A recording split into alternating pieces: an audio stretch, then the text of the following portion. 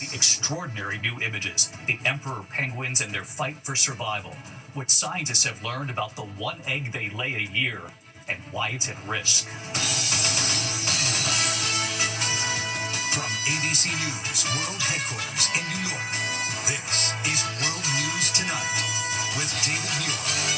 Good evening. It is great to have you with us here on a very busy Tuesday night. And we begin tonight with the last words of Pope Francis, what he asked about and what played out during the final moments of his life. Tonight, Pope Francis now lying in the open wooden casket, the simple casket that he asked for.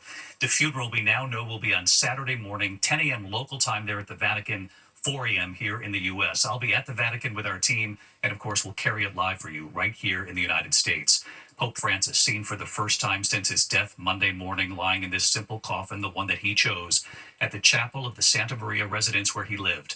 The Swiss Guard standing guard. Tomorrow, the pontiff will be carried to St. Peter's Basilica at the Vatican, where he will lay for 3 days for the public to now pay their respects.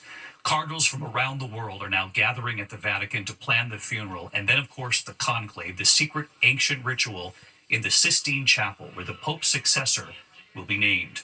The Vatican describing tonight the Pope's final moments, what the Pope asked about right before this last surprise appearance right here in St. Peter's Square. The question to his nurse just before greeting the thousands of followers right there. And then hours later, his last words and his parting gesture to that nurse. And tonight, what we're now learning about the conclave, the cardinals who will choose the next pope, how long it could take, and what we know about those who will vote already. ABC's chief international correspondent James Longman leading us off from the Vatican again tonight. These are the first images tonight of Pope Francis just hours after his shocking death. The world saw him on Easter Sunday, his last major act as Pope. Hours later, the world would learn he was dead. You can see the cardinals surrounding Francis in prayer. Some of the very same men who must now choose a new Pope, performing their solemn duty for Francis at the small ceremony to certify his death. The 88-year-old in the simple wooden coffin he asked for, a rosary in his hands, a quiet moment inside the chapel in his modest residence before the faithful get their chance to say goodbye. And tonight, new details about his final hours, including his last words. Before this extraordinary moment, when he took one final ride in the Popemobile on Easter Sunday in St. Peter's Square, the Vatican says the Pope hesitated and asked his personal nurse, Massimiliano Strapetti, "Do you think I can manage it?" Francis clearly moved by the love in the crowd.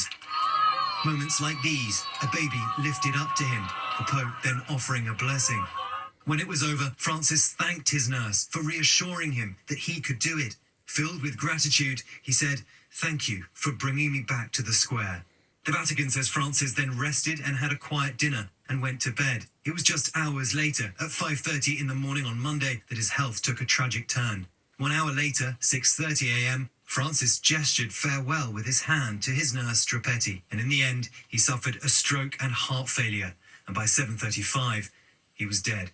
From the Vatican to his homeland in Argentina to Catholics back in the United States, the tributes across the world for a leader whose appeal went way beyond the church. About 60 cardinals have held the first general congregation. They've announced the Pope's body will lie in state in St. Peter's Basilica for 3 days, starting tomorrow. Huge lines are expected to wind through the Vatican and beyond into Rome.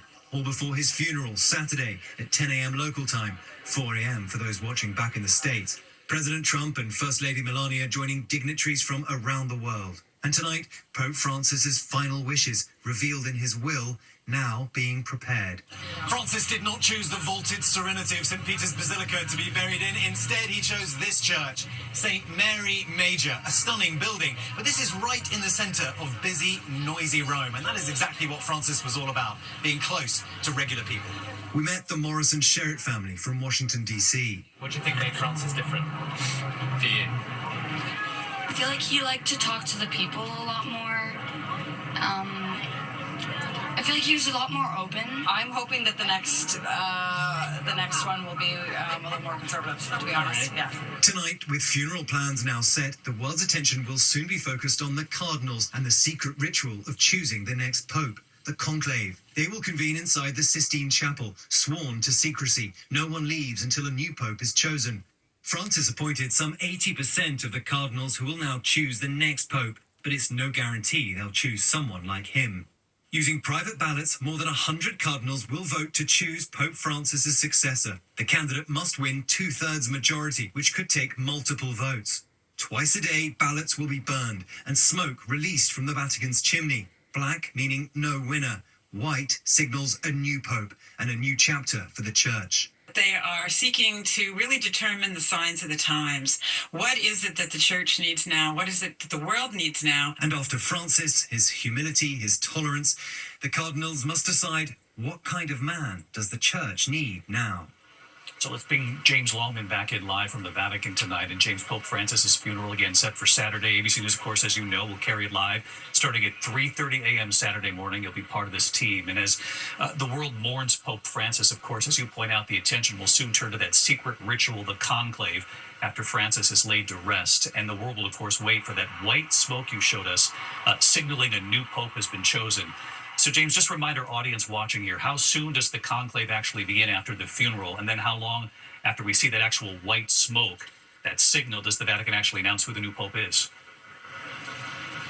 Well, David, the conclave will begin probably a matter of days after the funeral. There are about a dozen cardinals who are in the running. They come from all over the world, from Europe, Asia, and the Americas. This is the most diverse conclave in the church's history, and that is because Francis chose cardinals from all four corners of the earth. As for the appearance on the balcony, well, Francis came out within about an hour of that white smoke appearing, so it's likely that we will see something like that too. But that is the moment that millions around the world will be watching for. David. All right, James Longman, we'll see you later this week right there. And tonight in prime time, we should point out an ABC News special, Francis, the People's Pope, 10 p.m. Eastern, and then streaming on Hulu and Disney+. And then later in the week, I'll be traveling to Rome for the funeral, and then we'll be there for the conclave as well. But we'll see you Saturday morning from the Vatican for the funeral. In the meantime, we turn to the other news. This Tuesday night, Defense Secretary Pete Hegseth fiercely dismissing reports that he discussed sensitive details, the imminent launch of F-18 fighter jets to Yemen, in yet a second group chat on the Signal app. This second chat that included his wife, brother, and personal attorney. Tonight here, how Secretary Hegseth is now explaining this. Here's Martha Raddatz. Tonight, Defense Secretary Pete Hegseth dismissing reports that he shared highly sensitive U.S. military attack plans with his wife, brother, and others in a group chat he created on the commercial app Signal. I said repeatedly, no one's texting war plans. Sources tell ABC News the information Hegseth sent to his wife and the others included details of the imminent launch of F-18 fighter jets to Yemen last month, essentially the same information that he shared in a separate Signal chat with top administration officials. What was shared over Signal, then and now, however you characterize it, was informal, unclassified coordinations for media coordination and other things. That's what I've said from the beginning. But at the Pentagon, there is growing alarm. 3 of Hegseth's hand-picked senior aides escorted out of the building accused of leaking, and a former spokesman saying the building is in total disarray. Disgruntled former employees are peddling things to try to save their ass. But those aides all denied leaking, and one of them, Dan Caldwell, a former Marine who came to the Pentagon with Hegseth after working for him at a veterans organization, says he's dismayed by the whole situation. I've been a friend and supporter of Pete Hegseth for a long time, and I'm just personally devastated by this. And David, tonight officials telling us that those attack plans Hegseth shared were sent to him by the CENTCOM commander overseeing the operation in Yemen, but the general sent the plans to Hegseth through a highly secure communications network, as he should. David? Martha Raddatz live in Washington. Martha, thank you. Now to the stark warning about President Trump's tariffs and the U.S. economy from the International Monetary Fund, what they're now saying about what could happen to the U.S. economy and growth. And tonight, the huge blow to Elon Musk's Tesla profits, down 71%. And what Musk said late today, just moments ago, in fact, to investors, and what he said about President Trump's tariffs. Here's Mary Bruce.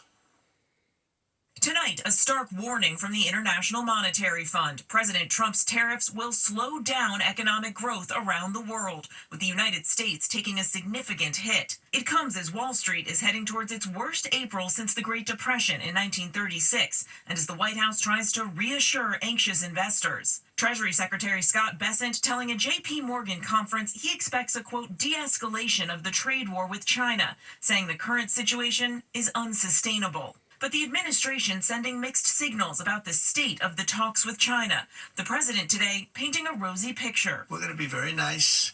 They're going to be very nice.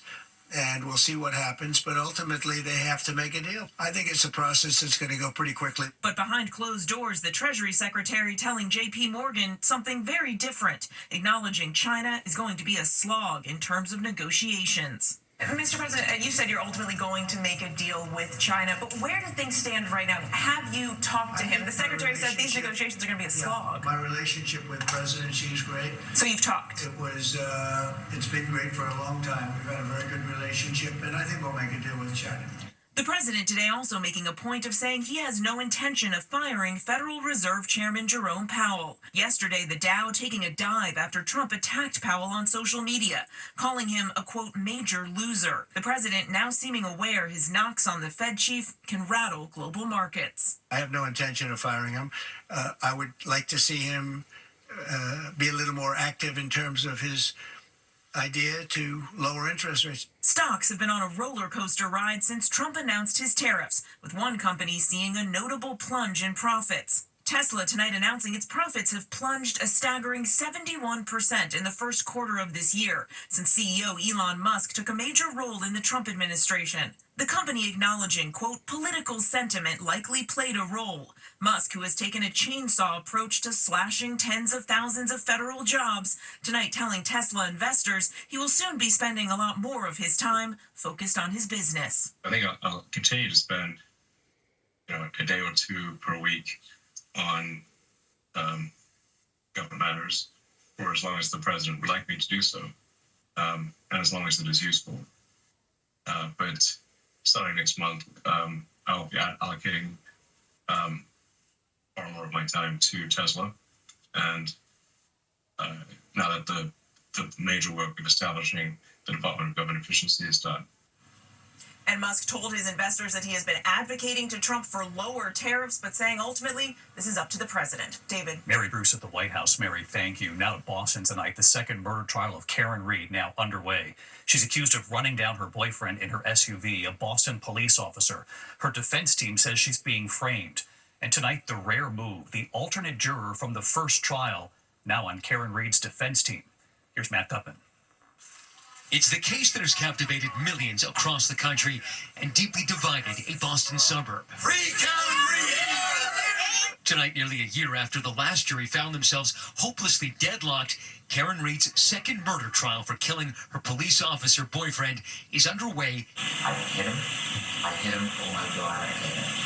The prosecution doubling down, alleging Karen Reed, drunk and angry that night, knew she slammed her SUV into O'Keefe outside a get-together at another cop's home, leaving him to die in a blizzard. She clipped John O'Keefe. He fell backwards, hit his head. But the defense continues to claim Reed didn't kill O'Keefe and that she was framed. They say O'Keefe was beaten inside that other cop's house and then dumped outside to die. A rush to judgment, conflicted and corrupted from the start. Corrupted by bias, corrupted by incompetence, and corrupted by deceit.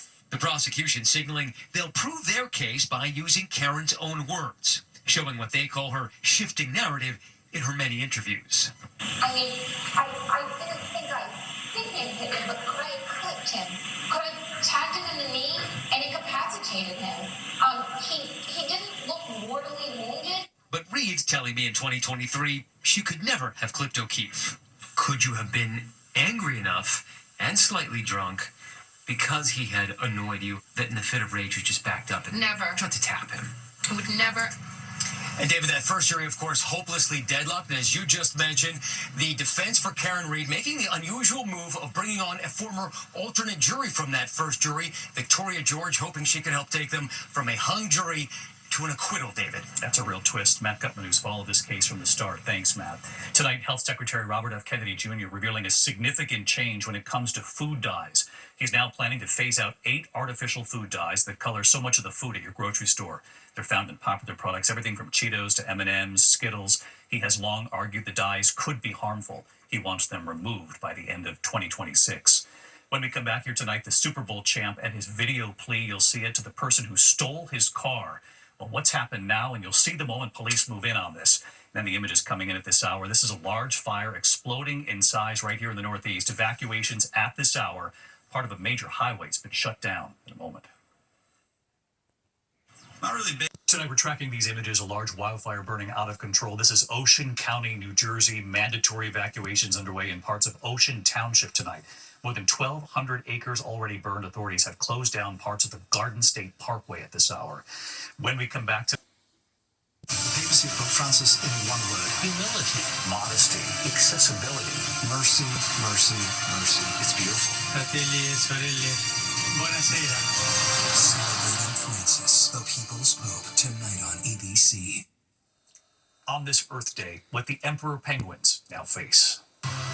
In the new National Geographic docuseries Secrets of the Penguins from ABC's parent company Disney, Nat Geo explorer and cinematographer Bertie Gregory following colonies of penguins for months at a time. This wind's starting to crank up. In Antarctica, emperor penguins only lay one egg a year, and they keep it warm by passing it from mother to father. The egg's so fragile and the conditions so brutal, eggs cannot touch the ice for much more than a minute. The docuseries capturing behaviors for the first time ever on camera. Mother and father practicing passing the egg with small pieces of ice. And in this first of its kind footage, the chicks making their way to a 50-foot cliff before diving in for food. I can't believe it. She's made it. One after another. Scientists say it's a sign of the penguins' resilience. Tonight, the penguins and those defining milestones now captured on camera on this Earth Day. The penguins and their determination. Good night.